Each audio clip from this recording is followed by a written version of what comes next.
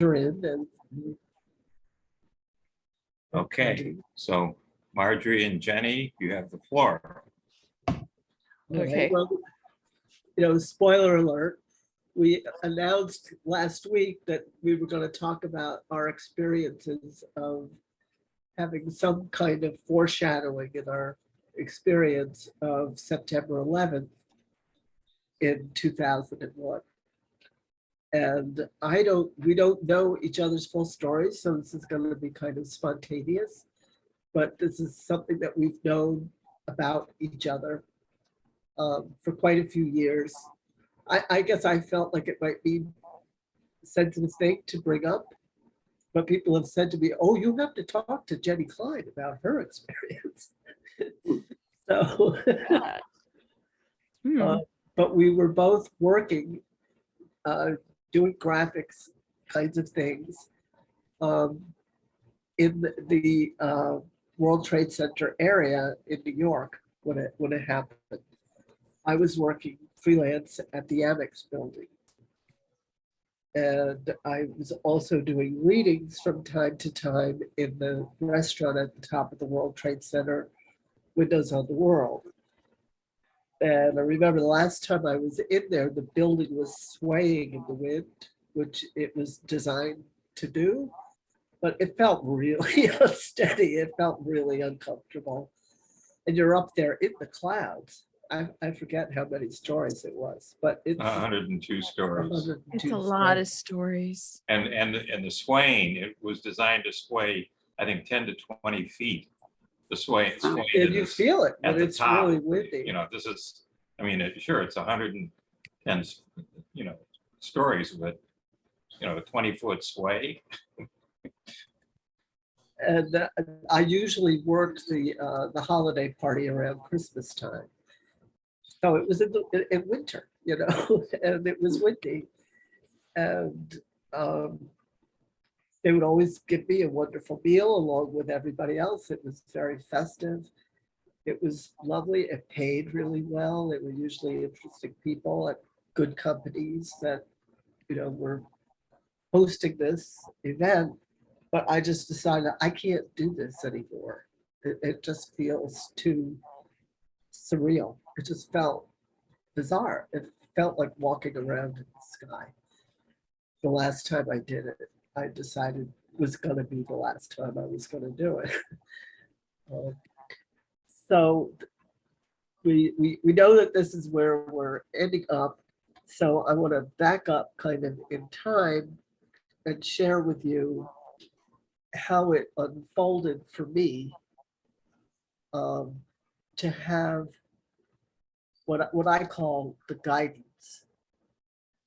That's how I was experiencing it. So how do I do a share screen with this image, Bart? Hold on one sec. Um, So it's there on the screen now. yeah.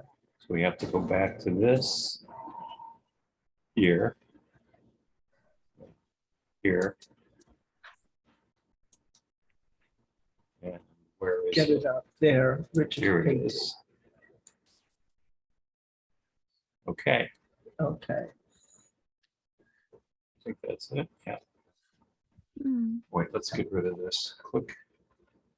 There. Let's get rid of it. Right. Okay. A little less distracted. So in the spring of 2001, I was living on East 11th Street in the East Village, as it's called, and I was working in the Citibank building at around 50th and it's on Park. And I was taking a lot of classes and things, especially in Kabbalah, around the corner at the Theosophical Society. And we've sometimes had meetings and things with people in the city core building around the corner, about a block and a half away. And we all would talk all the time, like, where was the worst place to be? The World Trade Center had been threatened once, several years before. So, we would always say, is it better to be in the basement or up at the top? Or, we were in the basement. And I was never too sure about that. But we could run one flight of stairs up, to the street level. So that was one thing. But it felt kind of vulnerable, you know. Um, but in around March of that year, I started getting these impulses saying, you've got to get out of Dodge and bring your computer and your books and your cats. I had 2 cats at the time that I had gotten from this theater that didn't want them anymore. One of them was really kind of feral. So that was a whole interesting experience. But it was very like, get to safety. I really didn't know what to make of it. I was about to start teaching astrology classes at the Theosophical Society. And I said I needed a minimum of 4. I would prefer 6 students to enroll, and then I would do it. And I remember being really relieved that only 3 signed up. Normally, I would have done it anyway. I would have said, well, let's just get started and see what happens. But with this premonition kind of nudging the back of my head, yay. Welcome, Nancy. Hmm. So we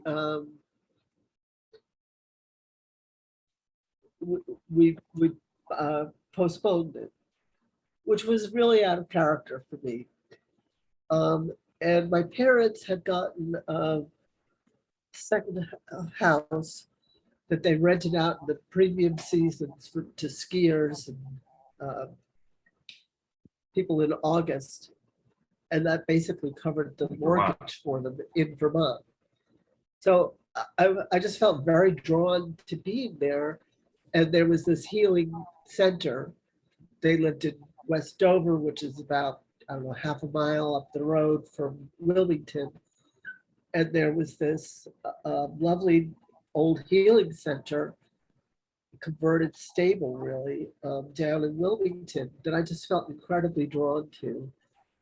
And so I asked them about working there. And they said, yeah, sure. Can you start next week? So that seemed, really positive. And it just seemed like this grease slide to make it happen. The woman said, well, you should do a press release. She helped me do that. All these things just made it very easy to happen. And my parents didn't want me to stay in their house because they wanted to rent it for the premium amounts. So I ended up in this really wacky kind of rooming house at first while I was looking for something more long-term, which I ended up finding my own place in Wilmington. And I had a web client who paid really well from the city.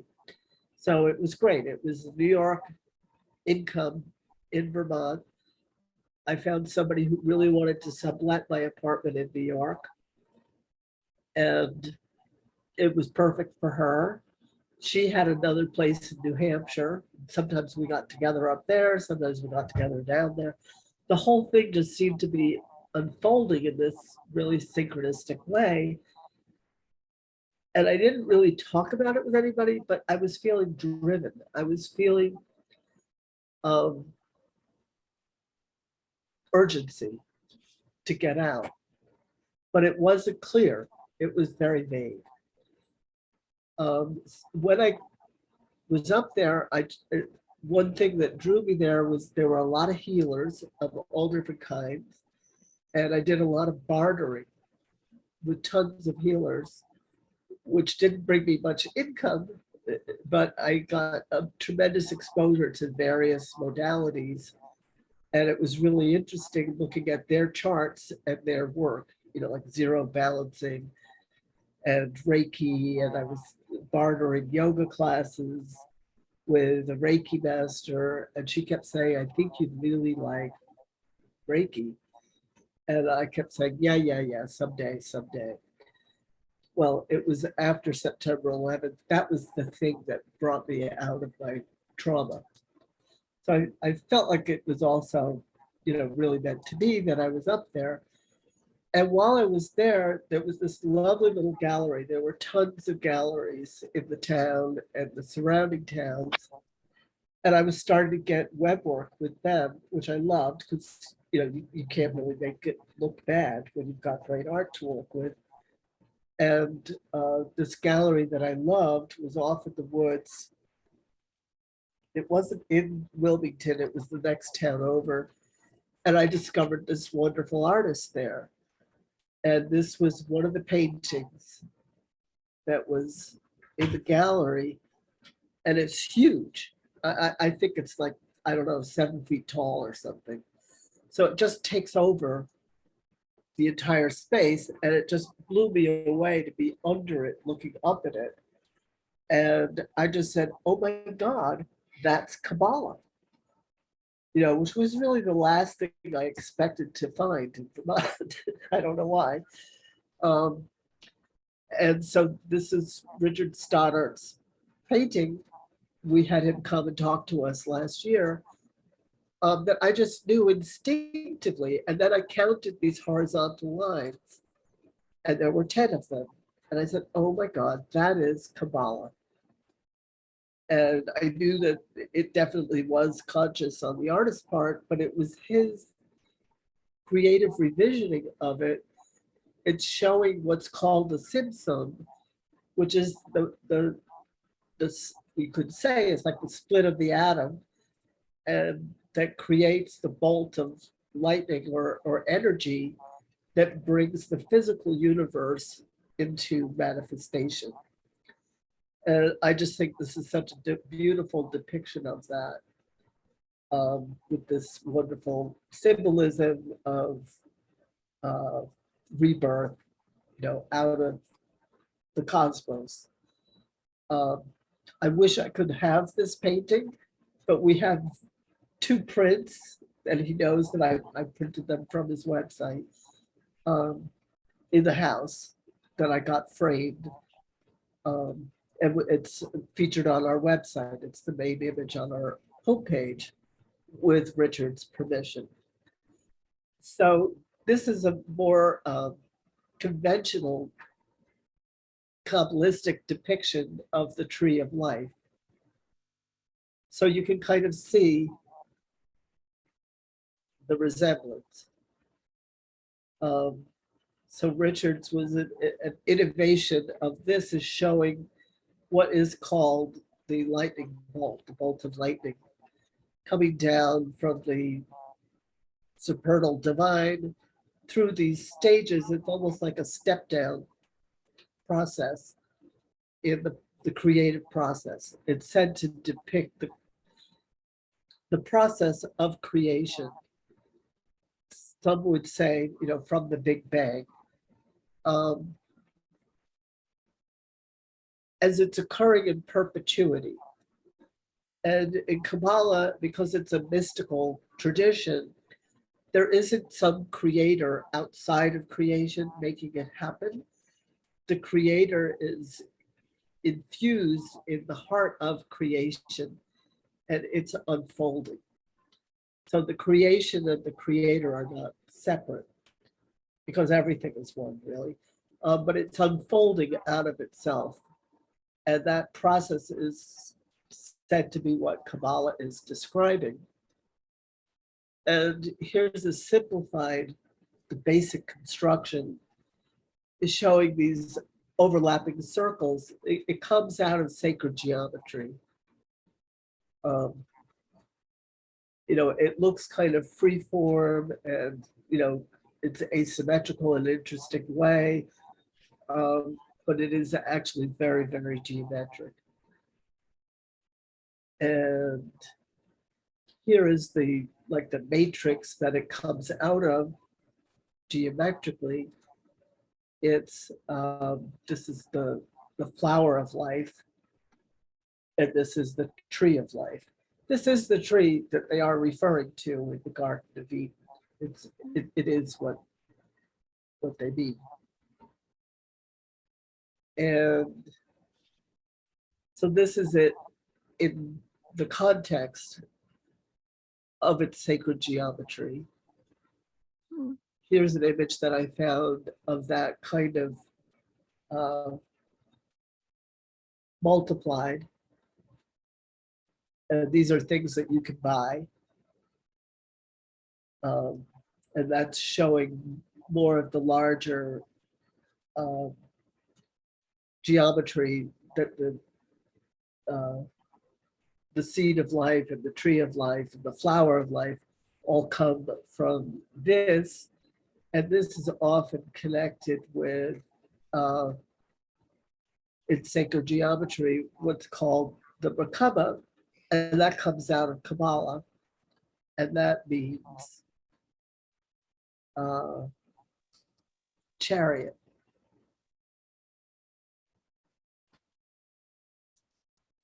So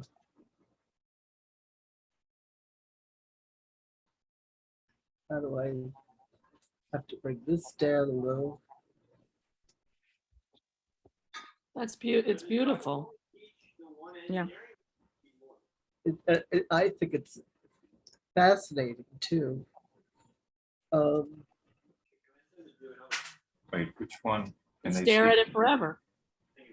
Can they see this? Yes, I do believe so. They're commenting on it. Okay. All right, so let me see. So now what happened to, here it is. So this is a light catcher that we have in the windows that go alongside your door. You know, it's an old colonial house. And this is the Merkaba in there. And I have different representations. Someday I'll show you the whole thing. But this is the ox that represents Aleph. Aleph means ox. Are you talking about another picture that you need to scroll to? What are you doing? Yeah, because we're still seeing the The other Yeah. combined Let's go. flower and get out of- tree and- Hold on. Get out of share screen, I don't think you have to go through all that. and we'll go, this is it, right? Okay, yep, It's in a different window. okay, oh beautiful. there you go. okay. Thank you. My techie. So here's the Merkaba again. This is a light catcher, and in this the image below it has a jar. It's an apothecary jar with an eagle on it, which is one of the symbols for Scorpio. And so the four fixed signs are said to kind of anchor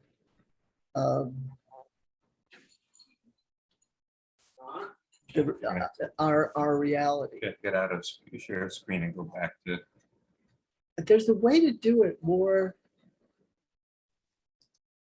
without going through all that. So, okay, so here we are back. This is a, does kind of- everyone see this?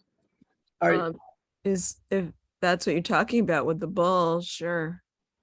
No. are You got we, something else?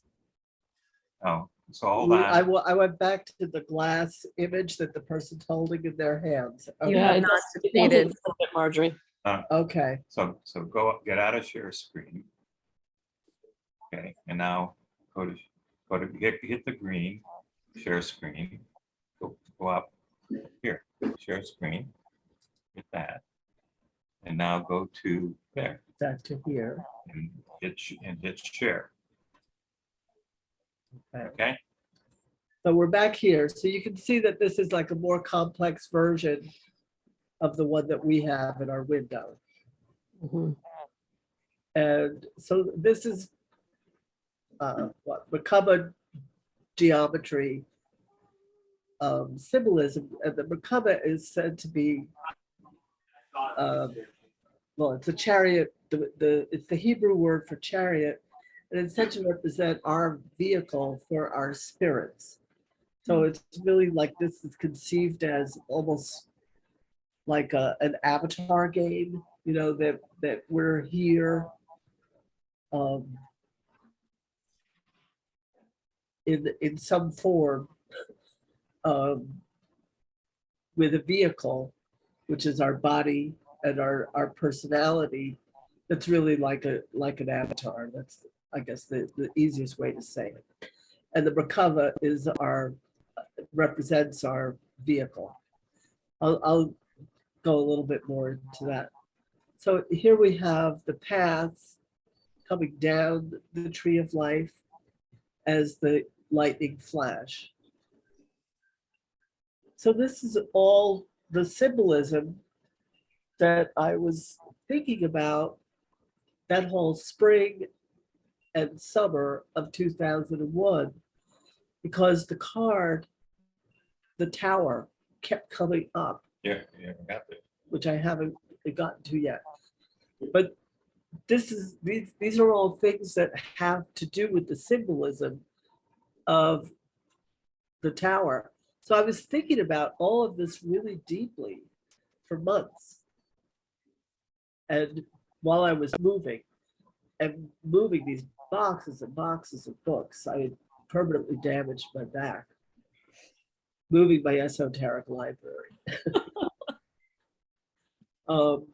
So now here's another depiction of the tree of life with the bolt of lightning coming down. And that's said to be the divine inspiration from above. That comes from the abstract realm of the ideal, of the archetypes, of the above. And the path of return is our striving toward the divine. And they're said to be happening at the same time. That the supernal above is reaching down to us for a kind of completion, and we're reaching up to the divine for a kind of completion. Add is back. So this is from a more sort of occultish perspective. You just want to explain why you put the Aleph there. A depiction of, yeah, I'll go back up. The tree with the sword, and the sword connects, or the lightning bolt connects all these circles, which are spheres. They're known as sephirot that's the plural for sphere in Hebrew. The lightning bolt comes down through, these are the numbers. So in tarot, they correspond to the number of cards. And it comes down from the ace all the way down to the earth, which is 10. And it's repeated through the elements. And then this is the path of return, which envelops all of the connecting paths.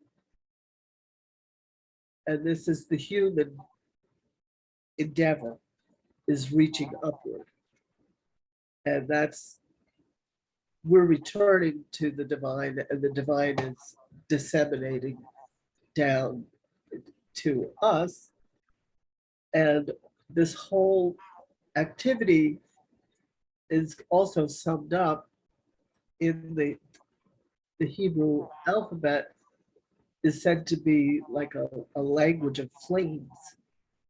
And so you see these flames everywhere, and they always seem to be dancing and alive. And this is one of my favorite shapes ever in any tradition, is the letter Aleph. And that's what we named our class for, and the website for, Aleph Talks. It's like an encoded representation of the tree of life. And that bolt of lightning, you can see that kind of zigzagging energy to it, that I just think is so graceful and beautiful. And I think it's a mandala in itself, just to gaze at the letter, I think changes my consciousness when I do that. So you can see the pattern of the lightning bolt in the letter Aleph. So that's very much what it's about, and it's this energy exchange between uh, the above, which is the abstract, divine, ideal, and earth and us, and we live in this state of separation. And I would say Kabbalists know that it's an illusion, that unity is the reality, but they say that the state of separation is beautiful and necessary, because it's how we achieve realization for the divine. Without that separation, there would be no reunification through our striving upward to go back to the unity. So without that separation, nothing's happening, is the feeling. And that's why the Jewish tradition is to light 2 candles on the Sabbath. It's actually celebrating the separation, celebrating the duality.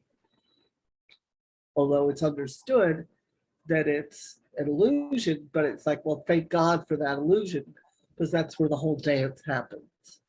That's where life happens, is in that illusion of separation.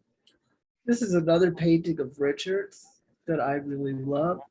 And you can see very subtly that the tree is in here on the turtle's back. And in Hinduism, the turtle is said to be the foundation of the universe. And then in some traditions, there's the elephant standing on the turtle's back, and then, so on until you get to us. But I just love this image and the depiction, and this is in the element of water for the lotus, and he made 4 of them, 1 for each element. And here again, we have this, what's in Hebrew, the Magen David, the Star of David, is also a symbol for the element of fire is the rising triangle, and the element of water is the descending triangle. And that's the bidirectionality of the divine and the mundane, I guess you could say. And it's the interaction that is really where all the magic is set to happen.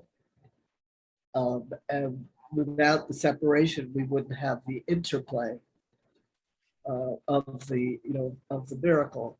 So the triangles in here with the 6 circles surrounding the 1 circle, that's a deep thing in sacred geometry, and it's said to represent the 7 days of creation. There's 7 circles, ultimately the same size. And so here is, just a simplified version of the 2 triangles. Here we come back to a Merkaba again in brass or gold. And this is from the Hindu tradition. And this is a representation of the heart chakra with, again, the 2 triangles representing the 2 elements coming together and the 2 directions. For me, energetically, there is some mild feedback. All right, let's see. Can we move?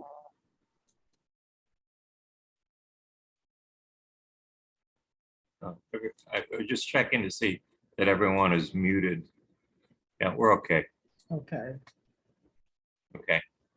So this is the close-up image of the heart chakra in the Hindu system, and for them it represents the same thing of the above coming down to earth and the earth rising up to the divine, and the 2 elements of fire and water. And here's a representation of Uh, this is another level of like the tree of life is the chakra system. And here's the heart with the two serpents. So that is what they're talking about in the Garden of Eden. They are absolutely talking about Kundalini and the tree of life and life itself. And I don't think they're identical, but the energy centers that are depicted in the tree of life on one level correspond to the chakras in our bodies. But they use slightly different ones.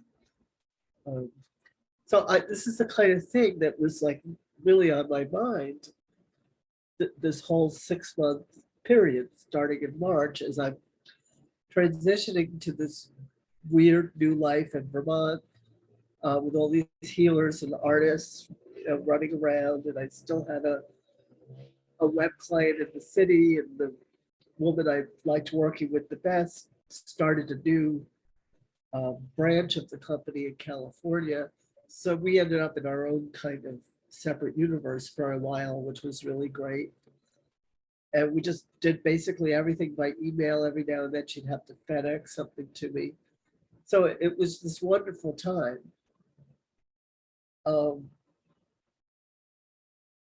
And I was up there with my cats and my books. But the tarot card, the tower, just kept coming up for other people and for myself over and over and over again. And I had no idea what to make of it. It was disturbing. I didn't really have people to ask about it. I didn't have colleagues, at that time. And this is the traditional image of the tower. So in this deck, this is how it looks. And on one level, it is what I just was sharing. And what page is this? Can I see? But there's the bolt of lightning, and there's the crown. It's called Keter in Hebrew, which means crown. So, when they talk about the top Sephira in the tree of life, it's called Keter. That means crown. That's what this is about. And here's the lightning. So this is the people creating the tarot at this time. It had been around for a long, long time. But the people sort of playing with the symbolism at this time are fully aware of all of this. And the people who created this deck in particular, it's extremely codified. It's extremely mathematical in the way that it works. So I just didn't know what to do with this. So eventually I just started to do a collage and a poem, because those are two art forms that I was playing with for several years. I did a lot of Photoshop. And so I just was kind of led to create some version of this card for myself, not really knowing why or what to do with it. So I was really thinking about all of this very deeply, that whole time period. And it wasn't until September 11th. And that day I came down to Connecticut and actually watched it unfolding on TV with my parents. That I realized, oh my God. And I just started screaming, oh my God, that was it. That was it. That was it. And they had no idea what I was talking about. But you see?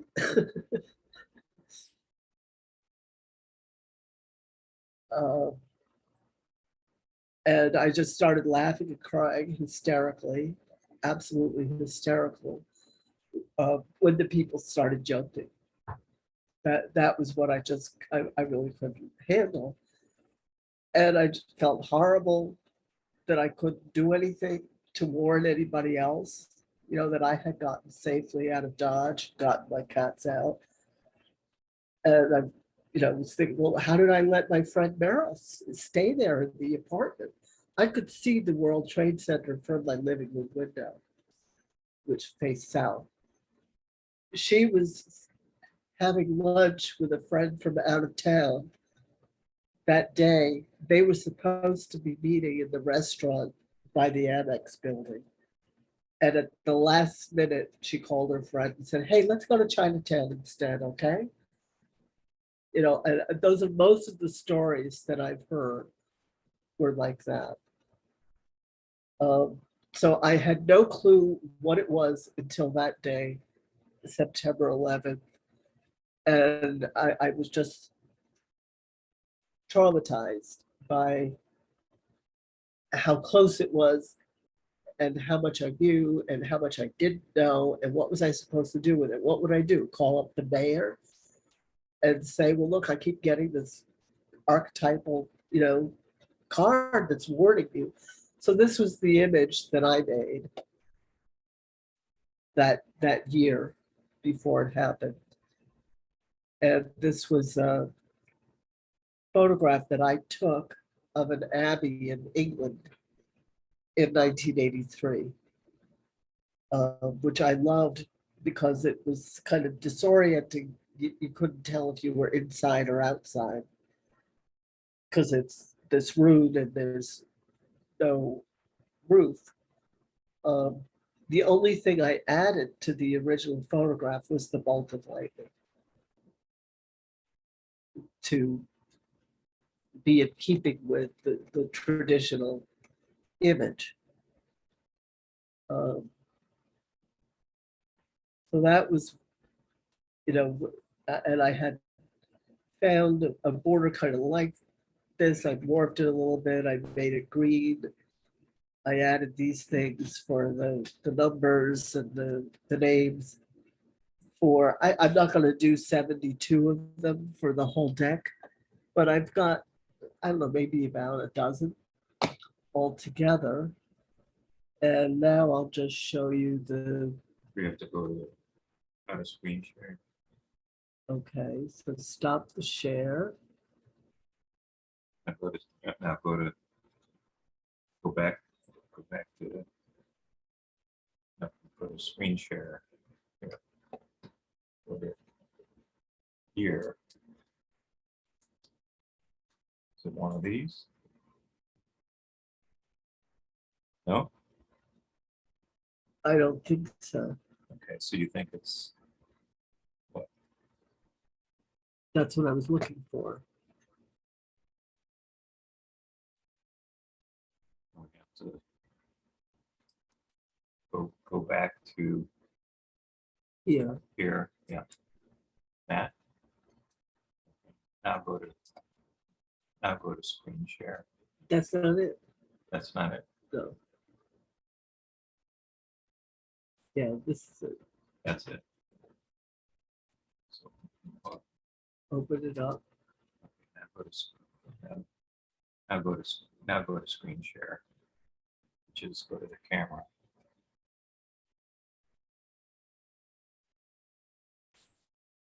Okay. So here, That. Where did it go? I don't see it. Where is it? Mm. It's because It's there. No, that's not it.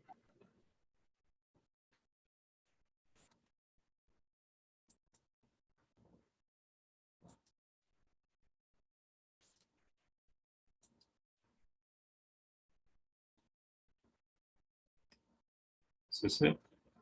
Yeah, I think so. No, Yeah, that's it. Yes. That's it. So you have to go up here. Sorry about that. Okay. So now do you see this image again of the lightning struck tower and the poem around it that I was working on and off for most of that year. And it's, one of these things are open to interpretation, but it's a pretty straightforward interpretation of the meaning of the card. And just sort of what I was thinking about for the whole year. And then when it happened, I said, okay, that's why I was so preoccupied with this particular, I see it as a mandala, as an archetype. So I open it with this kind of introductory phrase, if you are lost enough to find yourself. You must know a thing or two by now, that only a drowning man can be saved.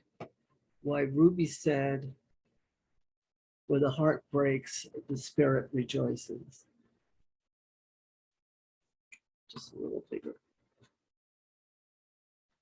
You know the part of yourself that exists in the reflection of another.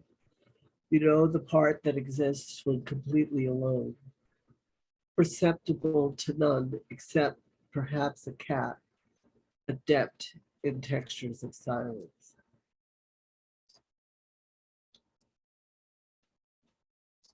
You may know the you that seeps slowly out to the tips of your fingers and toes, following fate's sudden freedom from a daily routine. No appearances to make, no motions through which to go, no automatic gestures in keeping with assumed roles.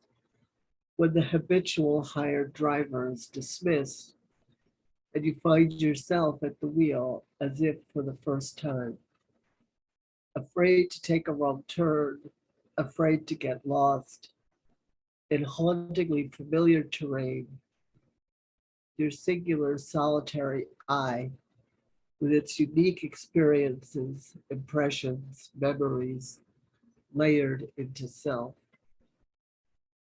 But then there are the times when you know what you do not know. Words turn blank and no longer serve you. Your beliefs are crumpled and shed like old skin. The world rubs raw against your exposed being, and your lofty ideals tumble to the ground as you stumble through a new door in the edifice your entire lifetime has erected. Times of sudden loss, it seems, or illness, or seismic shock, that means like an earthquake, and at times slow burn epiphanies dawn unannounced by thunder, brought on by nothing at all, by a smell or a certain slant of light that tears a gash in the canvas of your days. And you live life for a while unfiltered, lifting the veil of your own mind. However, arriving, these are the precipice moments when you are plunged into a dizzy free fall outside of time. It is then you come abruptly upon your soul, the stranger within, yet so oddly familiar, an old friend forgotten and refound. You check in on fond memories, catching up, comparing notes, heartened how much you have had in common all along, and kept uncannily apace, and you vowed to stay in closer touch.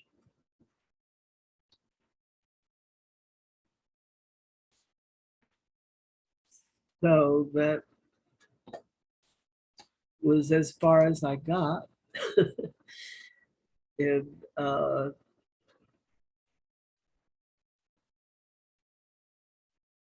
People see that. I just want to see if I can I just do this? Do you see this image of a guy in a chariot?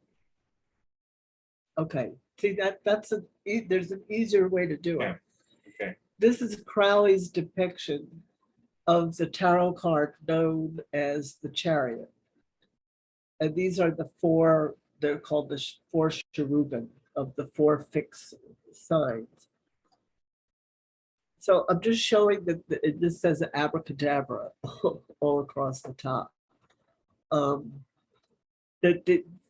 There's what? There's a tradition, but you're allowed to have your own interpretation within the tradition.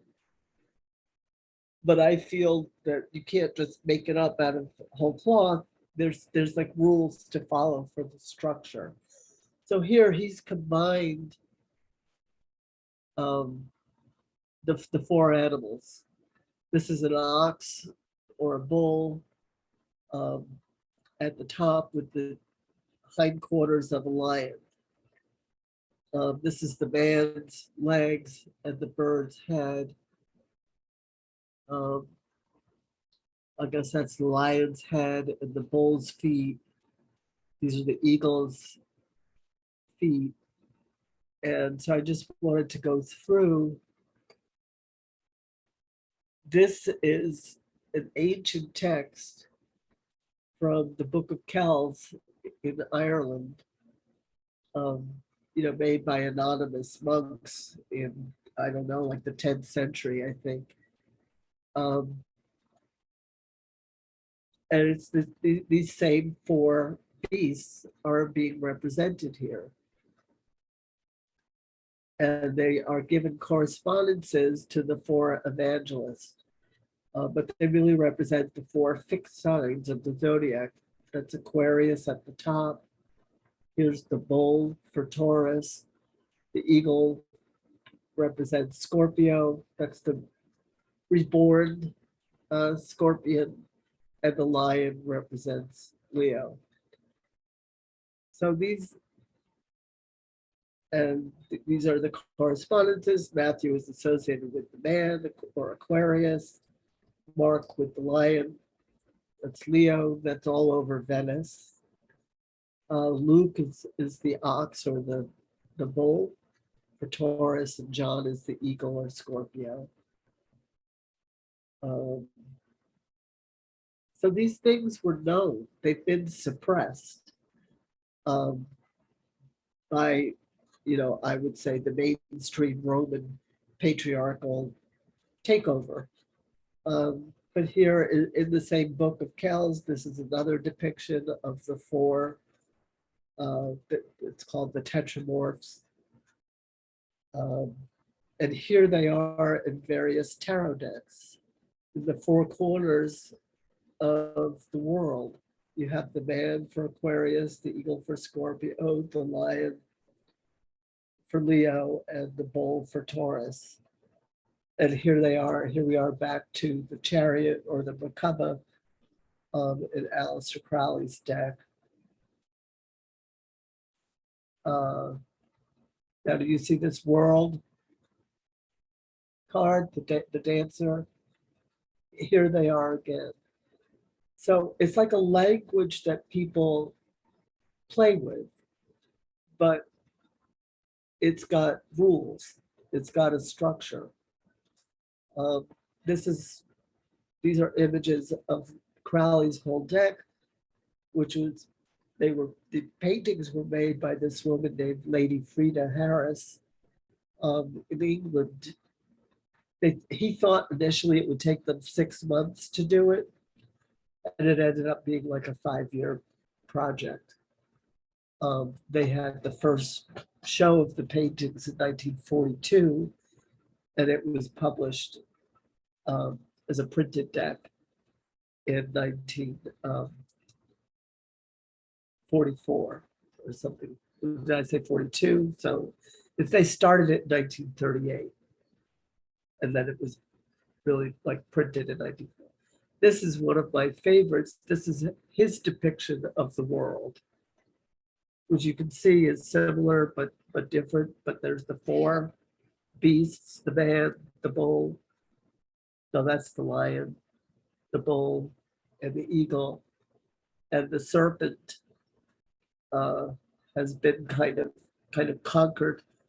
And here you have the periodic table as part of the painting, and that looks kind of like a Calabi-Yau manifold, which we know from art's multiple dimension sharings. So as I said, she started this in the 30s, excuse me, and finished it in the early 40s. And neither one of them lived to see the deck fully printed and published. There's an amazing book that goes with it too, that's very deep. And here he's showing, I'm not remembering it or recognizing it offhand at this point, but it's Saturn and the Hebrew letter that corresponds to it. And so he was following the same tradition that this guy, this artist, was following. They started out in the same secret society, and Yates was in that group as well. It was called the Golden Dawn. And then Crowley went off on his own.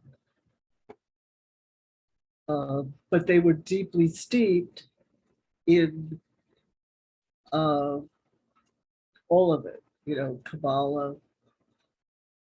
They knew a lot of the Hindu symbolism, and they were talking about the elements. They were talking about the periodic table, and physics. And the theosophists were, a part of the tradition.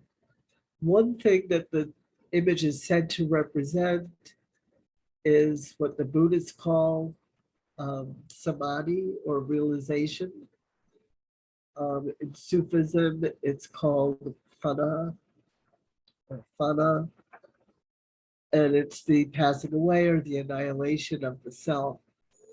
So that can be like a bolt of lightning, a shock of realization, or it can be a slow, gradual unfolding process. So that's, all of that's in my poem. Psychologically, by people who do psychological tarot, or spiritual tarot, the card is said ultimately, if I could get back to the image of the card, to represent liberation from structures that are confining. We build them for our protection at first and our functioning, but then they usually become imprisoning. So when it comes up, the message is, the teaching is, if you don't liberate yourself proactively, something will come into your life to shock you into a kind of nakedness. And the idea is to liberate you. So, all those things are what I was playing with. And then when I saw what had happened, I thought, well, how perfect, because it's talking about our financial structures, which is such a huge part of our life in the West. And I think it was, at least potentially,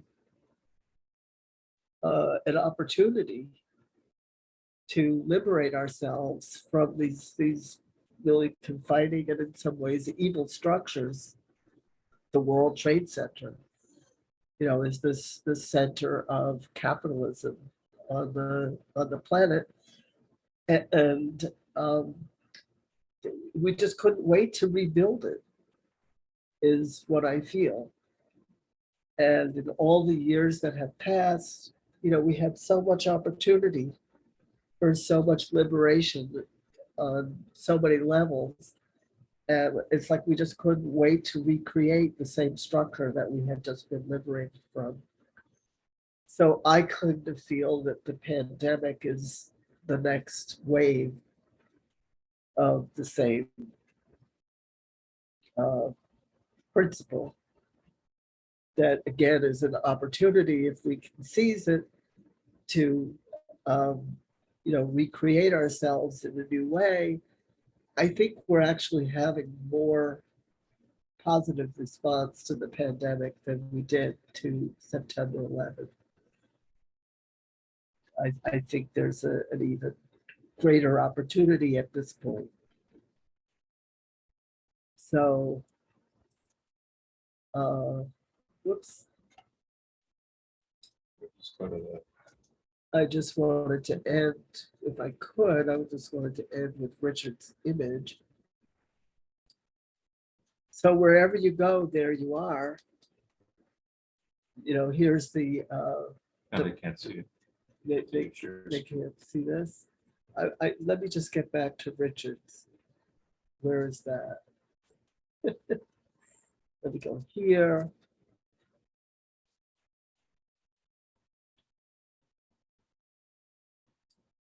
If I have to scroll up, right? I just wanted You want to go to, to the homepage? I guess I could do that, but just revisit a little. There's nothing to scroll with.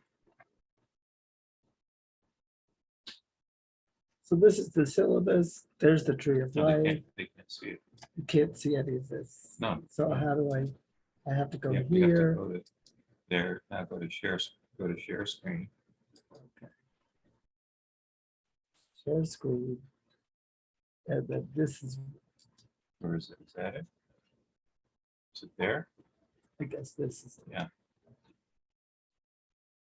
Not share. okay. So this is what we've been kind of circling around for 2 years. This is a wonderful painting by Alex Gray, a wonderful artist who was in New York when I was there. He's in upstate New York now.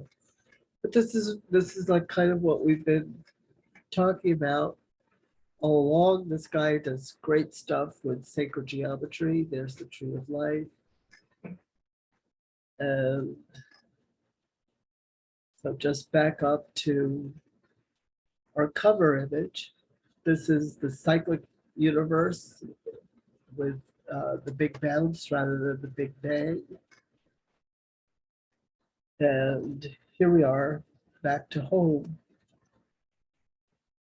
So this is something that I just love, is people who do reinterpretations within the pun is within the existing structure of, you know, like a discipline or a language like the tarot, which we haven't talked about much. So with that, Get out of share screen. stop the share. Let Jenny talk. So we could just segue right into what was going on in 2001 Yeah. for our lovely webmaster here, Lights. Thank you Jenny. for calling me lovely. I should say that I am really an introvert, and I sure don't fit into a corporate structure, but I had to work in corporate situations a whole lot anyway. And I will say that I have been compelled, I had quite an experience on 9/11 and leading up to it. But some of the things that the behaviors I experienced were things that I have experienced before. And my perception is that maybe I'm just what one might call an empath, an extreme empath, to the point where I really shouldn't be out in public. Empath. Where Marjorie seemed to be creating all this art and thinking about stuff, what happens with me is I am forced physically to do things and yell about things and say things that I would never say. I am physically my body is forced to do stuff. So I was working in the World Trade Center. I worked for Blue Cross. I was on the 9th floor, and I think the executives were on the 21st floor. We didn't want to be in, the worker bees didn't want to be in that building because it had an explosion there before, and we felt that, come on, right? But it's not like we had a choice. But for years, everything was, I guess, copacetic. But I started several weeks before all this happened, doing this thing where I would get up and stand up on a chair, on those swivel chairs, because I worked in a cubicle, and I would say out loud, "There's no future here. That's it. There's no future here." And I was like, that's, but I didn't fit in anyway, but that was not a thing. I know that is not what civilized corporate people do. I started to take what the ladies and everyone would do, like when you work there, and like, I don't know how many people spent much time in big cities or New York, is like everyone would have all these shoes, or you would bring like all this stuff from home, and it would acquire it, or books or whatever, and because you didn't want to schlep it everywhere. And well, I did have some shoes. I started taking them all home, but I also had all these manuals and whatever, and documentation, because in order to get ahead, I would teach myself to do things. I started bringing everything home. Now, mind you, I'm not quite like 5'2", and I weighed maybe like 120 pounds or less. And I had an incredible distance to walk and multiple trains to take. And then when I'd get finally back to Fairfield in Connecticut, I would have to schlep several blocks with valises and whatever to where the car was, because I didn't have the right to park anywhere near the train station. And I kept on doing it, just like big manuals, like Merck manuals, big whatever. And but whatever. Then every night, one thing about me is like, I'll just fall asleep. I'll fall asleep wearing the clothes I wear. I'll just pass out and I won't remember. I might be dreaming, but I never remember it.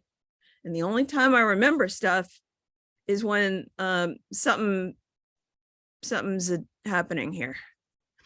And every night for several weeks, I was dreaming about being in a plane that was going to be hijacked to Cuba. And in the dream, I would say, this is totally goofy, what was in the 70s when we did the whole Cuba, we're hijacking you to Cuba. And I think, what's his name? Woody Allen even had some kind of movie with that. And I would like, what are you doing? Because I would wake up and I would remember all of it. Like, what? And in the dream, I would say, like, who would be a great person to be in this hijacked plane with? Like, what would be a good thing to do? And, I was like really tired because every night I would dream this dream, and then I would wake up and I'd remember and think, that is crazy. And why are you doing this? What are you doing? But I even made comment about it. And then I would get up back on the chair and say, oh, there's no future here. So it was getting close to 9/11, and I was taking singing lessons. And my singing teacher asked me to make photographs, Xerox, like a whole bunch of music. I think because she was also had some ensemble, and I was going to be a little helpful person. And it was the weekend, and I figured I would either stay home on Monday for whatever reason, because I had a pet that was unwell, and then go and do the music and my whole thing at work, or I would do it on Tuesday. Well, it turned out things weren't going well, and I decided, okay, I'll go in on Monday. And that I was like in a frenzy on Monday. I had big garbage bags full of music, ledger size piece Yeah, of music. Jenny, just a reminder to people, Monday is September 10th. Tuesday, realized that. September 11th. Yes, it was. Yeah, sorry. Okay, so it was just before that. And I stayed really late. I stayed till like 7 or 8 or whatever. So I had these big bags of music, and I had this big valise, and I had this like pull cart thing, like suitcase with me. And I was thinking, I had all this stuff together, and it's like really heavy. And they had those big zip drives that are like the size of a TV dinner or something they used to have in those days. And I was thinking, what bits of the computer can I stuff and take back with me? And can I let's take the zip drive and stuff it down our pants. And I'll zip up my jacket, because they had guards, and I figured, it was beginning to look ridiculous. So I stuffed that down my pants, and I got home late, of course, and my pet was really sick, and he passed away around like 5 in the morning, 5:30. And I decided I'm going to call in and try to work from home. However, it was really tiring. Well, I tried calling in, but no one answered. No one was answering. Kept calling. No one was answering. And then my mom called from the other room and said a plane flew into the World Trade Center. It was an accident, she thought. I knew it wasn't. So I guess Margie was just worried and glad she was out of there. I went hysterical. Crazy. I gathered up all the music, and I drove like a nut to my music teacher. And, I said, I got this for you, but you got to turn on the TV. And we sat and watched. And I was positive that they were trying to kill my friends, because I was positive. Fortunately, I was wrong by maybe a few minutes, because at that time I knew that some of them would be out smoking, because everyone would smoke. Everyone in New York smoked except for me. And that to me was probably right there outside the front windows. There were probably a really bad place to be when the plane hit. And most of my coworkers got out. They told me about how they saw the firemen go up and never come down. They knew that they never came down. And we had some handicapped people that some coworkers stayed with, because they didn't know what was going on. They never got out. And then it changed all our lives. We were spread out all over the place. I had to go work in Yorktown and here and there and whatever. And yeah, and then of course, you know, what else happened in the United States, the mess that we got in. Who knew? But yeah, that happened. So, and fortunately, I gotta tell you, being compelled to get up on a chair or do things is not fun. It's not fun. And maybe I won't, I mean, I've done it once since then with something else. But I don't recommend it to people. Maybe, I don't know, it takes all kinds, I guess. But that's my story. Comments? You're all muted. Don't be Wow. muted. Thank you for No. sharing Just a your question. story. What? Yeah. What? Would Thank you for anybody like to sharing. ask Jenny any follow-up questions or? Oh, Bud looks I like ju- he, yeah. Jenny, I just want to say that regardless of how other people have viewed you, you have everybody's rapt attention, for the last 15 minutes. And I just want to thank you for sharing that. It was amazing. Thanks. I'm Thank just you, blown Jenny. away listening to you. I can't imagine going through what you went through. So I really feel for your experience. I was lucky. I mean, I heard the stories about my friends dragging each other out and hiding underneath cars because there was a big wave of detritus and dust and whatever that would blow over them, and walking over the bridge and or across Manhattan to get wherever. And I think some of them kind of were resentful of me because I would get there late because I was coming from Connecticut. That's the truth. But all I can say is being physically made to do things is special. I mean, it's one thing to have a hunch, and you know the difference. If it ever happens to you, you'll know. You'll know.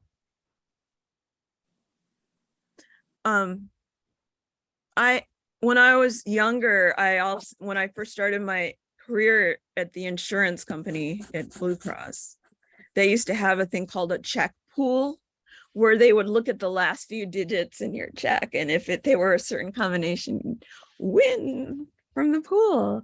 And I would never do that because like I wanted the money and I don't know anything about gambling, and it's just like not my thing. But one day I said, you know what, I'll do it. Hey. And when I said I'll do it, I also got up on that chair, on that swivel chair, and told everyone, I'm winning the check pool today. I'm winning. So, and I know that I'm being very animated now to illustrate how it is, but it's even more, yeah, I got up on the chair and I told them. And then they all said, well, you know, next time you have a hunch, you let me know the numbers. Yeah. But yeah, so that's how it is. And you won, right? Oh yeah, it was Yeah. great. But you didn't say that part. I did win. Yeah, no, I had to do it. So yeah, I don't know what that is exactly. Babe Ruth did the same thing, pointing to the stands before he hit a home run. So you're in good company. Yeah. I don't know. I think Marjorie might be more qualified to explain how that kind of thing happens, or why that would happen to someone, or someone would be that way. I don't know. all I can say is that you're tuned in, to the unity. I think this event was planned a lot longer than people acknowledge. Oh, yeah. I think it was planned for years. Mhm. And so some of us pick up on it. I hope that I would have had the specific sense that you had, like, there's no future here. That didn't go well. that was just so literally true. I just love that. Did people follow up with you after it happened from the office? Um, You kept working for them. You said, did they say, Jenny, we're sorry, you were right? no, I mean, they were really, well, people were working in different offices and they were really unhappy. They were impacted by it, and we ended up having to work even further away, like in Metro Tech, which over the bridge there in Brooklyn. And there was like, these are people that enjoyed being in Midtown. And then when we were forced to the World Trade Center and the huge, incredible subway rides and whatever, no one wanted that. But I think some of them, the ones that really went through it, some of them really, it affected some people and they died. And some people just never got over 9/11, like, yes, there's celebrations and people read the names of everyone. And they just became, I don't know, that like Pearl Harbor must have been for people. I don't know. I remember people like in Montana and all over the United States feeling that they needed to get all the security, and money put in because they were going to be bombed or something. And we were there in like a short while after that and always worried about taking the subway because we kind of figured the next thing you do is that you just blow up the subway, right? And we felt a little bit resentful that New York wasn't getting the support from the federal government or anywhere that we felt we should get. And we were happy, everyone was happy to see all those armed people with their fatigues and even their big guns even in the subways and whatever, because we were scared. So that's what I know. I don't think I would have survived the shock of it psychologically. I really don't. If you were in it? If I had been in it. Because I grew up on that harbor. I grew up on that edge of Brooklyn looking at that tip. So that was my backyard,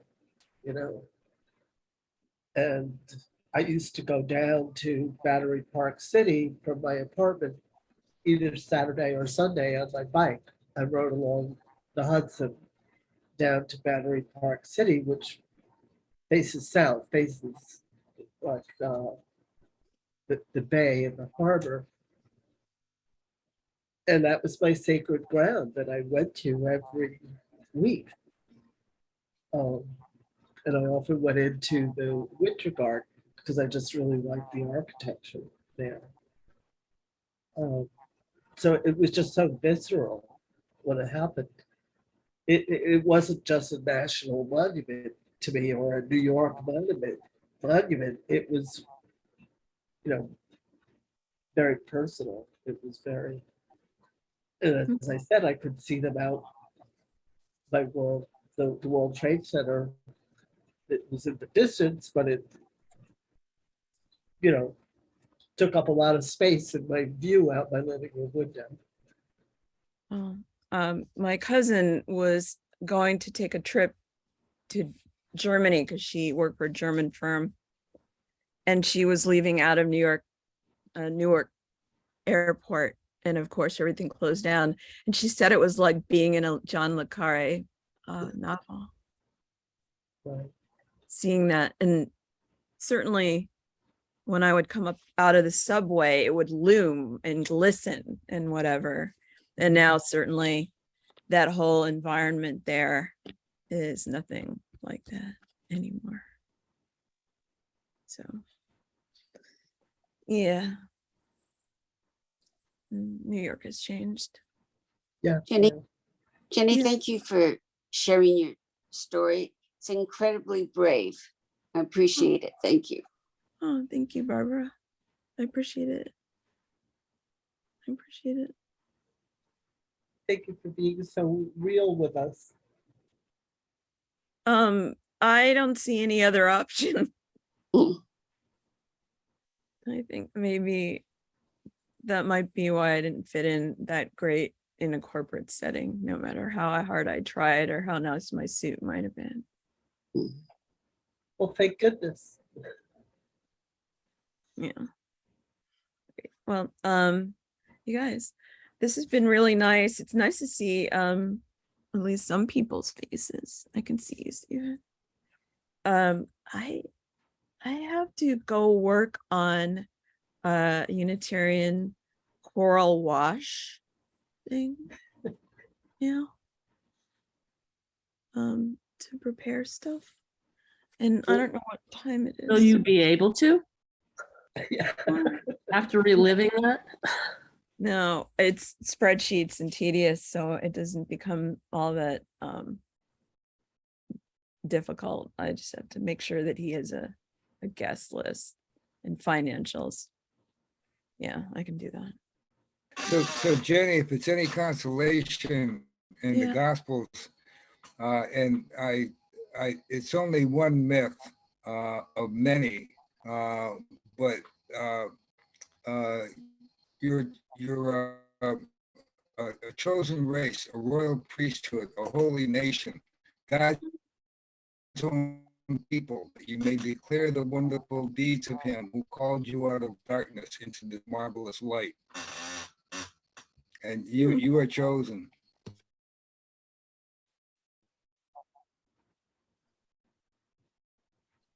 I guess so. Mm. You know, that's a good thing. Yeah, yeah. You know what? Even if I had chosen to go in that day, I might not have made it there, actually. I probably would have collided with all the people that were trying to escape. Mm. So it was a good thing. Just shocking. Disturbing. But I think now you'll know not to doubt, or question your guidance when it's not strong ever again. No. No. We're I know. We're taught, well, you might be having a nervous breakdown or something. That's not going to happen. You have to go to work at 9 o'clock. You have to punch in. So I don't think so. No, it can't be that way. And if you ever feel a strong urge to go and buy a lottery ticket, do it. I'll let you know. Send you an email. Yeah, I will. Seriously. Thank you guys for listening to my story, and thank you for sharing stuff. in such a present way. You were very right up front with us, right there, very raw, and it's very moving that you can be so honest about it all. And then, since I have to leave, I would like to make one more statement in reference to your Aleph Talks website. I hope to be able to help them to make everything on there more accessible and load quicker, and maybe facilitate getting more out of it more easily for everyone. I'm really very proud of how they've expanded what they've all their work and all the work that they put into it, and you know, how it seems to be taking off, and what they can provide the public that's interested in this kind of thing. It's really cool. Good job, Bart. Good job, Marjorie. Keep up Thank the good you, work. Jenny. And Jenny, you made it possible. You know, we. I like motivated people. Well, you were totally our facilitator and our guide and our teacher. You know, and just so generous with your time and energy and knowledge. And you know, I think what you've done is simple. I know you'd like to do something more elaborate someday, but I personally love the way it looks. I think it expresses what, you know, what we want to express really well. You really understood it. And I'm glad you got to meet our little community, most of it, that we've been together for a couple of years now. Mm. And add to in from Maryland. We have people in Georgia. Today, Barbara is in Florida and Bruce is in Toronto. So But is in London. it's everywhere. Bud is in New London. And Oh, what town are you in, Nancy? I'm in Avon. Avon. Okay, so a few Connecticuters. Stephen's in Fairfield, right? Jenny's next door in Easton. mm, yeah. So Maybe not. Great. thank I you gotta for go, guys. But visiting and sharing, and you. you know, God bless, and just always listen. Oh yeah, definitely. And you know, if I might be back, you know, depending upon what's coming out next. Don't be afraid to dance on chairs. Yeah. No. I definitely don't wear those high heels or the kitten heels. Kitten heels is the most you can hope for with that. Otherwise, bad things happen. Good night. Bye. Thank you, night. Jenny. Bye. Good For night. those Take nice care. words.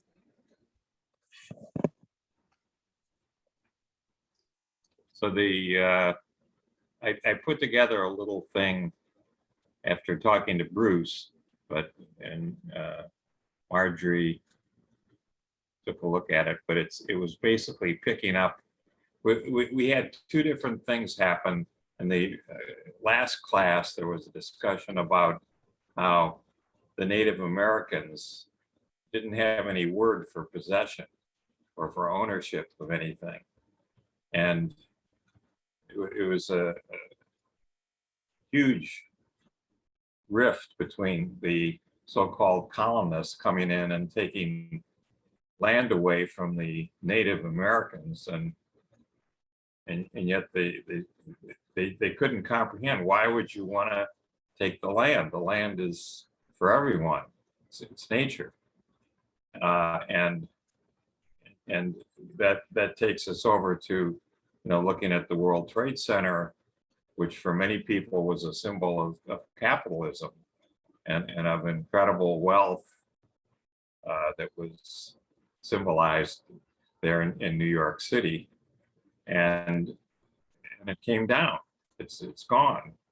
There's been a new World Trade Center there, but the whole notion of capitalism seems to have been triumphant, but it might not be. And the thing that we've discussed a lot in these classes has been the notion of non-duality, the fact that if you can meditate, if you can link with the oneness that's all around us, that in fact you may not really be driven to want to possess all kinds of things, that you'll possess enough, you'll be happy, but you won't have some incredible, overwhelming desire to be a multi-billionaire, whatever. So I just put together some thoughts on this. It's not meant to be the last word, but it was meant to try and tie some of these things together, you know, for what, you know, what we ended up touching on, you know, tonight and other times. So let me just go to this little PowerPoint I put together. And I'll go to slideshow.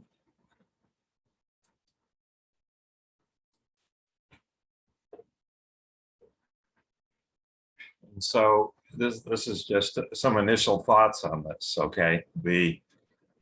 And when I was reflecting on putting this together, I came across a Native American who was really intellectually very, very capable, and he learned a lot of French and ended up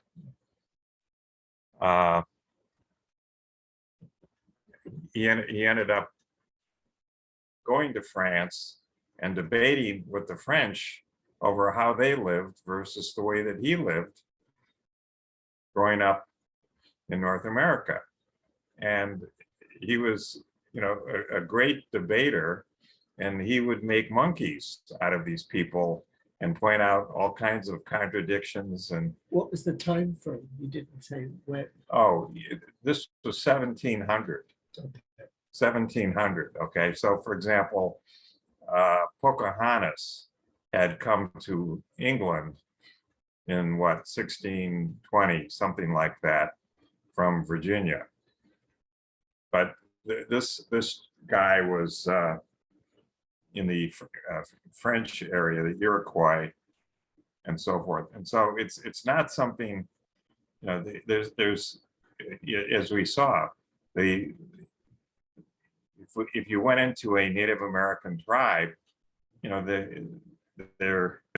they might have teepees, but the teepee for the chief of the tribe wasn't really any greater than anybody else's teepee, and he didn't really, or she didn't have really any more belongings or anything, material goods. Everything was shared. If someone needed something, everyone chipped in and gave them whatever they needed. So a very different view of things. So let's see if we can do this.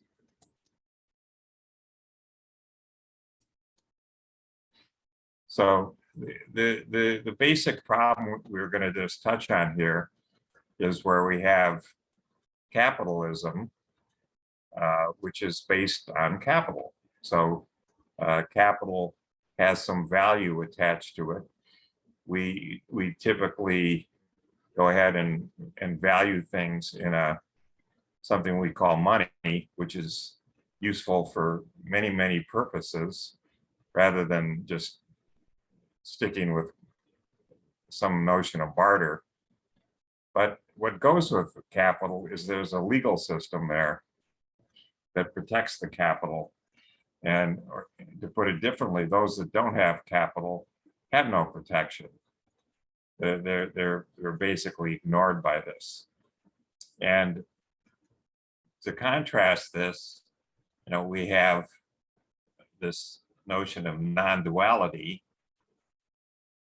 And again, the Native Americans are an example of this, but we've seen this with the Buddhists and with many different people, someone like Jesus of Nazareth, for example. It isn't confined to anyone, nationality or whatever, but the notion of love and compassion for your neighbor, and really what goes with it is there's no basic notion of ownership. There's simply the notion of having enough to live, and then sharing what you have with others, especially those that need. And so, you know, the people say, well, then how in the world, could this notion of non-duality actually, challenge capitalism? Capitalism is going to use the capital, and they're going to do all kinds of things, including building weapons and protecting what they have. And yet it could be that the power of ideas are going to be what undoes capitalism as we know it today. So that simply is my working hypothesis. So the thing to keep in mind here, many people, I just put some authors down here so you'd see, when it came to capitalism, the one person that always comes up is Adam Smith. And he wrote a book on Wealth of Nations in 1760. Now, and until that point in time, if we go back and look literally thousands of years, there really wasn't any change in productivity, in the sense that if I put a certain amount of capital to work, that I would get a multiplier. My productivity could go up significantly. He was right at the stage where the Industrial Revolution was kicking in, and steam engines were starting to be used for all kinds of different things. And this in turn led to an explosion in wealth. And the other people that are listed here, Thomas Piketty, who's an economist in France, Chrystia Freeland, who's in Canada, and Niall Ferguson, who's a Brit, who's now at Stanford, they all commented that once this Industrial Revolution got going, that this led to an incredible disparity. So the steam engine led to the robber barons and the Gilded Age of the 1880s, 1890s time frame, right before World War I, where there was incredible wealth. And what went with it is a few people had wealth beyond, far more than they could ever possibly use. And what happened was that a lot of other people, though, along the way, got lifted up by this, and it became an elevation of in select places around the world. So typically going through Europe, North America, Australia, was where a lot of this uplifting of wealth occurred, and a lot of the other places were trailing it, okay?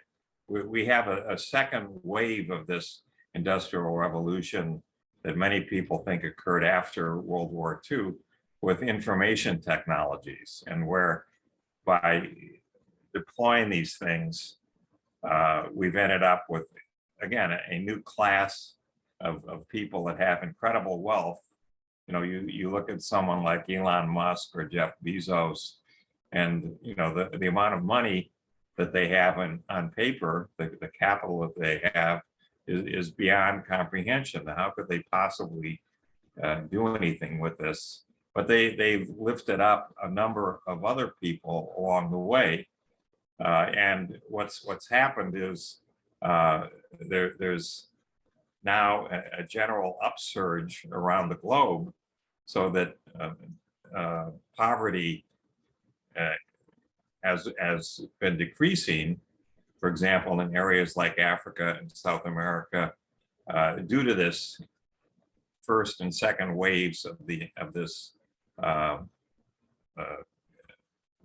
multiplier of the fact that the technology has kicked in and allowed people to do things on a far greater scale than they ever could by themselves. And this has led to a trickle down all over the globe. So this takes us back to the notion that we saw of Hinduism and Buddhism, where there was wealth there. In India, for example, there was incredible wealth. But I don't think the disparity in the wealth was what it was, what we've achieved today. And so it goes. By the way, I simply put in there for sake of completeness, there is a whole Western tradition of enlightenment, of non-duality.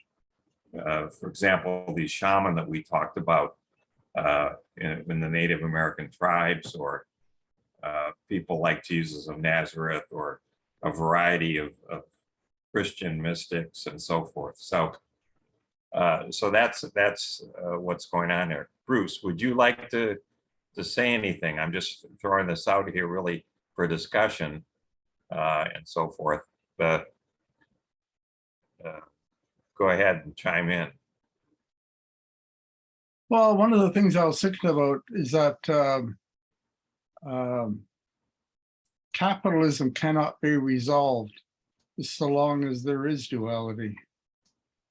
Because in duality, there's still separation. And in a sense, that kind of mental understanding of the world is kind of fundamental to capitalism.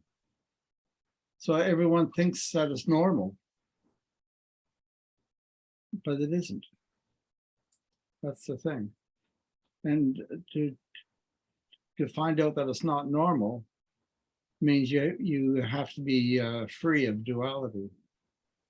And that's not going to happen for a long time, I don't think.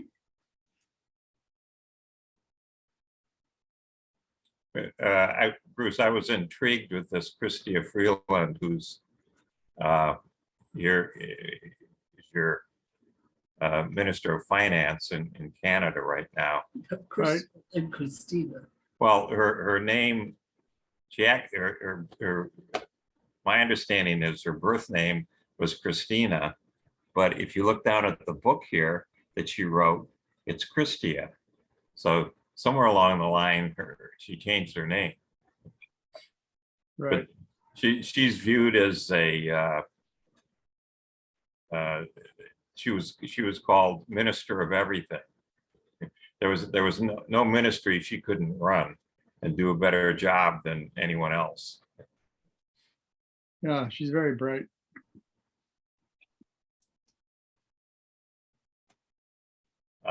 The thing that's interesting about her background to me was she actually studied Russian history and literature, and is in fact, I believe, fluent in Russian, and went to Oxford to continue these studies, and then became a journalist at the Financial Times and then the Globe and Mail and Reuters, and just rocketed through the whole place, and is now, like I said, Minister of Finance in Canada. And so it goes. But the book that she focused on was the plutocrats, and the fact that there are these new class of super rich people, and that they have disproportionately so much more capital than anybody else, and the question is this what we want? Is this really the proper thing that we should go do? I remember having an interview seeing an interview of Sandy Weil when he was at Citibank with John Reed, and he was number 2 when John Reed was chairman of Citibank, and in the 70s. And this is really when things triggered very much, when Sandy Weil looked at the amount of monies, the profits that Citibank had, and he just said, well, then we're just going to pay ourselves a big slice of that money. And John Reed said, well, Sandy, right now we're paying ourselves $1 million, $2 million, $3 million a year. How much money do you need? And Sandy Weil said, 20, 30 million, in cash, and then I want 100 million in stock options. Just something that was just inconceivable, that people just had never thought about, and that really escalated from that point in time, from the 70s. when this disparity really became apparent. The other one here on this list, Niall Ferguson has a whole series of books, but the one here that's most pertinent is this Ascent of Money and how this disparity has come about. And so these are all very readable, but they're pointing out,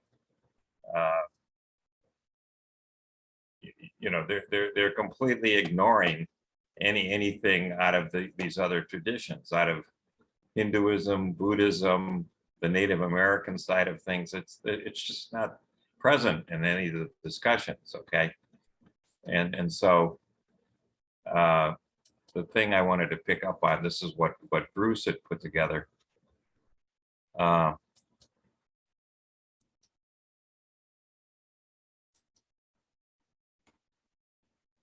That having this amount of money leads to hate and envy.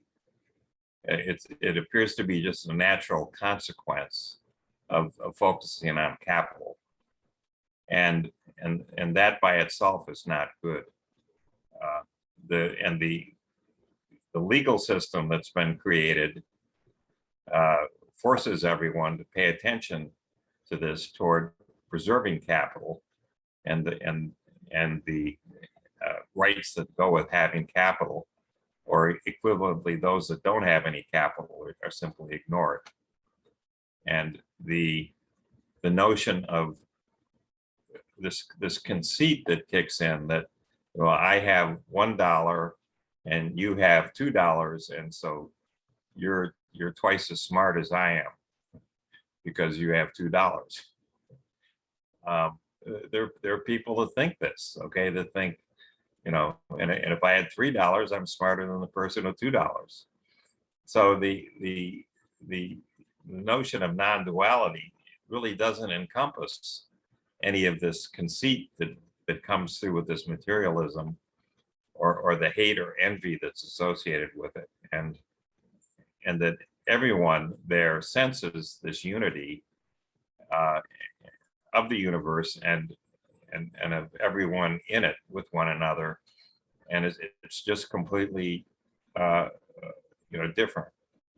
So I just want to raise this as something to think about, rather than trying to do more with it.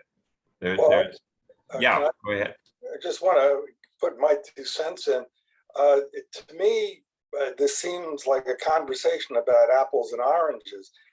Capitalism is an economic system versus other discussions about spirituality.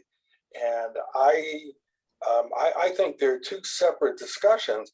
Pre-capitalism, I mean, if you go back to the pharaohs or the czar or the Roman Empire, et cetera, one way or another, you had a relatively small, incredibly rich group of people, and the masses, were poor and struggling and starving and whatever else, or slaves or what have you. And all that you talk about with resentment and envy and so on, that existed then as well. Capitalism, I think, just changed the system, that if you had a good enough idea or were industrious or creative enough, you could prosper economically to the degree that you could become super rich. And then, okay, so you had the equivalent position of what the pharaoh had once upon a time. But, how did the pharaoh get so rich? I mean, it was just a different mechanism of getting to the same place. The duality, non-duality thing, that's a spiritual thing. And I think using the book that you were talking about, the happiness, what's it called? Radical Happiness. So one of those guys was a Silicon Valley guy. I'm sure he had plenty of money, but he doesn't have problems spiritually going to a better place. So it wasn't the capitalist background he had that precluded him, having kind of a higher spiritual sense. You know, I don't think they're mutually exclusive. I'm not a big proponent of this raw, crazy capitalism, but I don't think it's as simplistic as the way you're presenting it. Oh, those are good points, Steve. I mean, clearly, you know, for example, capitalism existed with, you know, the Romans or the Sumerians or the Egyptians. It's been there. You know, some people have more capital than others. The Pharaoh was the Pharaoh. The Pharaoh had access to all this stuff. One of the differences that's happened though with the advance of technology is that now we have people that make the Pharaoh look like a pauper, that have you know, so much more, and yet many of the people that are there that work for this person or group of people to create this wealth, they do not benefit nearly to the same extent. They could, if you know, it shows up as if you look at the compensation from the person that's at the bottom of the company to the compensation of the people at the top of the company, it used to be, you know, say a factor of 10 or 100 sort of difference. And now it's factors of 10,000 and 100,000, you know, not even remotely close to what's going on. I mean, why shouldn't the value that's being created is by those people on the bottom? Why shouldn't they enjoy some of that? Has been the argument.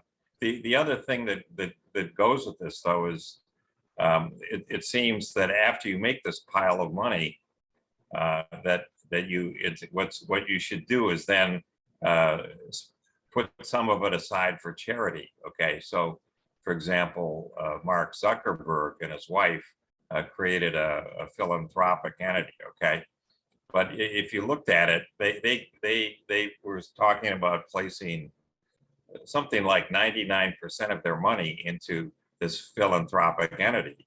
Well, the 1% that was left was $400 million. They were going to just scrape by on $400 million. And you ask yourself, well, I mean, how much money do you need? Okay. A different example is a guy that I interacted with who created the duty-free shops at the airports. He put the first one in Honolulu. Rest assured, everybody saw him doing this and said, "You're out of your mind. This is the dumbest thing we've ever seen." You know, he made a ton of money out of those duty-free shops at the airport. And then he said, well, you know, what I'm going to do is I'm going to basically try and give it away to charity. And I'm going to just make sure I have, for my wife and I, say $2 million at the end of the day.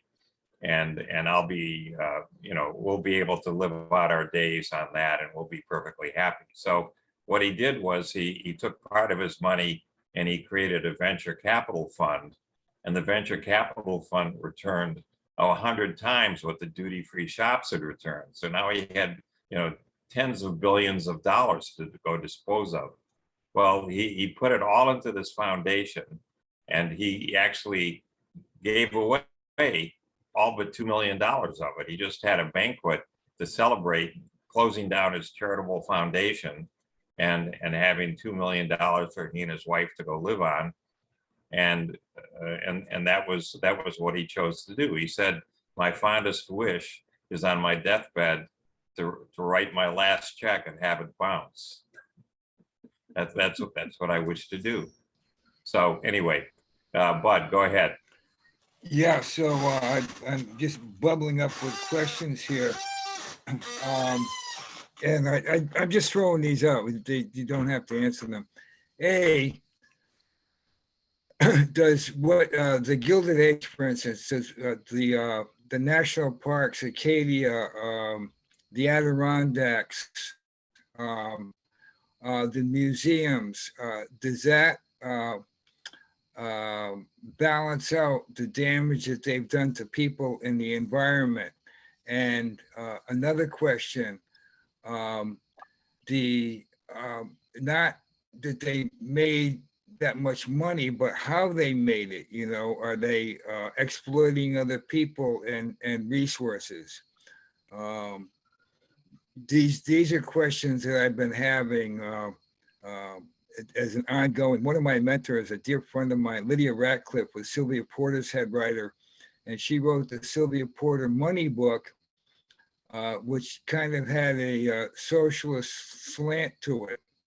And Sylvia Porter didn't appreciate that, and Lydia ended up suing her for royalties. And with that, she bought a farm in Vermont, which is very successful. And she created a co-op of over 50 farmers in New York, Vermont, and New Hampshire, and they sell directly to restaurants in New York City and Boston. So, Sure. No, good point. Something that I'm thinking about is that they're saying that being a labor-based economy is becoming totally obsolete at this point. My father was a journalist, and he learned a lot about economics, and he was always pointing out it's not only people being exploited, that at this point we have so many people who are just surplus and, you know, not needed for production. And, you know, even in feudal times, the serfs were taken care of during, you know, droughts and you know, famine. They You brought got- them into the castle walls and they fed them. Yeah. You know, we don't do that with, you know, we give people a couple of months of so-called unemployment insurance and then you're on your own. So we're just kind of imploding. It's a game that there's so many people that they can't play at all. Well, And what are we gonna do with them all? the economic side is because of this incredible creation of wealth now with all of this technology, it is possible to deliver a guaranteed income to Right. people at some level, okay? And there still has yet to be any meaningful discussion of that. And there's more than But- enough but- to do but- it. It wouldn't hurt But anybody. it looks like it would be possible to provide everyone on planet Earth with a guaranteed annual income that would be sufficient for them to live. You could clearly do more, go if you wanted to, you know, make more money than that. No one's stopping you, but that was just inconceivable, you know, back in the times of the Romans or whatever, because they never had any multiplier, which was technology that allowed them to be able to get this sort of leverage. But I just want to point this out. I'm just realized we're already up to 9:08. I'm sensitive always about the time for people. So I just meant to throw this out as something to think about. This is not the last word on it or anything, but I thought it's worth surfacing it as part of this, trying to think outside the box on these different things. And I want to say part of the opportunity that was represented in, you know, if we look at September 11th as a symbolic act, which I really think it was. I mean, at the time, I thought it was really kind of brilliant for its execution, you know, how efficiently it was done. But also for the symbolism, you know, it's just brilliant symbolism. Yeah. About, you know, about The what we're biggest talking about estimate now. I saw for what it took to pull off September 11th for out-of-pocket expenses was $250,000. So, and just what a statement it was. yeah. Not that I, How Thank asleep at the wheel we were, but or it's, should I say overconfident, right? Like we were, Right. yeah, we were so complacent. Right. You know, that we were so, you know, untouchable. Well, And we were so plus vulnerable. they gave you a target. You know, you're these two buildings, you know, sticking. Was it yeah. that we were complacent and untouchable, or that we were too trusting? I think it's too arrogant. I Yeah, think it was well, arrogant. Yeah, Well, it might be arrogance, but how about, I mean, if you believe that your system enables everyone to have a chance to go ahead and be a part of that system, then you might lean towards trusting that people want to have that, to the point where you don't see it coming when somebody decides to blow it up in your face. well, number one, I think they did see it coming. Yeah, they were. I think they ignoring let it stuff. happen the same way, Pearl Harbor was allowed to happen. I want to go back to what Bruce said about duality, and I want to add attachments. As long as we have these attachments, we're going to have capitalism. Yeah,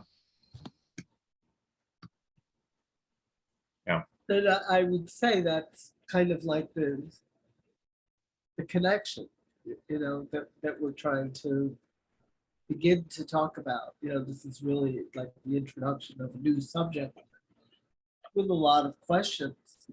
But, where is the intersection between spirituality and materiality or materialism and, our reason for living? What are we doing here? As Unitarians, you got to appreciate this, but you got to read The Transcendental Revolt Against Materialism. It's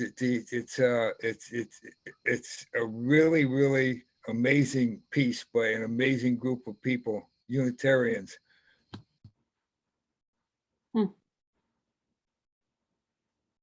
Well, and I would say it's what you What do. was it? What's it called, Bud? The Transcendental Revolt Against Materialism. I put it in the chat. Thank you.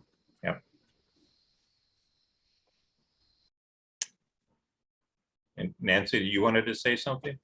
Well, it's just kind of like capitalism isn't so much the problem, it's the cultural values and people's inner drive that's really the problem. Because capitalism could be an amazing thing if it was done with servitude and caring for others associated with it.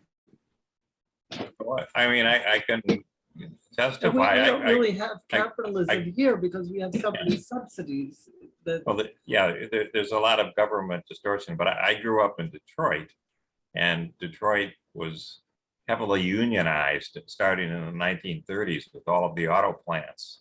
And this led to the creation of a middle class there in Michigan, which just grew. You had people, that they would have a house, they would take a nice vacation every year, they had a cottage up at a lake, and on and on. And then in the 1970s, gradually it started to break down the unions, put the auto plants into other states that were non-union, and that whole middle class has really been dismantled in the Detroit area. That what was a real vital part of when I was growing up, it's just gone.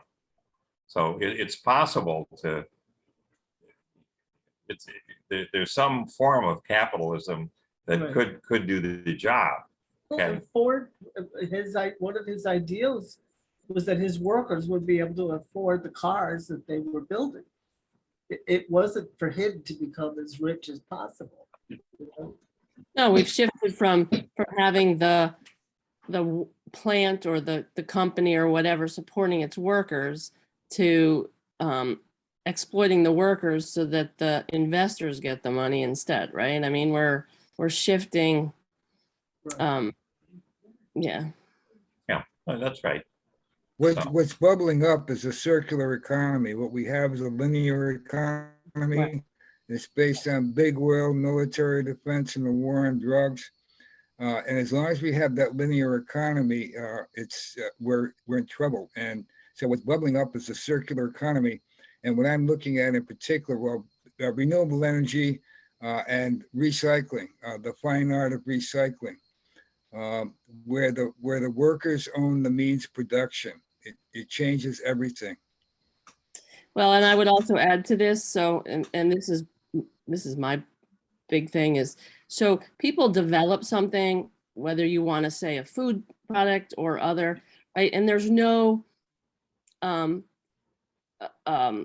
accountability for what you're making, right? Like, oh, okay, so it ends up in a you know, a trash dump and doesn't decay, but that's not our problem, right? We're going to sell it and we're going to make our millions and someone else is left holding the bag, or we're going to produce food that's got no nutritional value, but we can make a hell of a buck. And the system has to pay for taking care of those people that are sick because we've created a marketing scheme that tells them that this is wonderful for them, right? It's just kind of a, You know, all the diabetics that we have.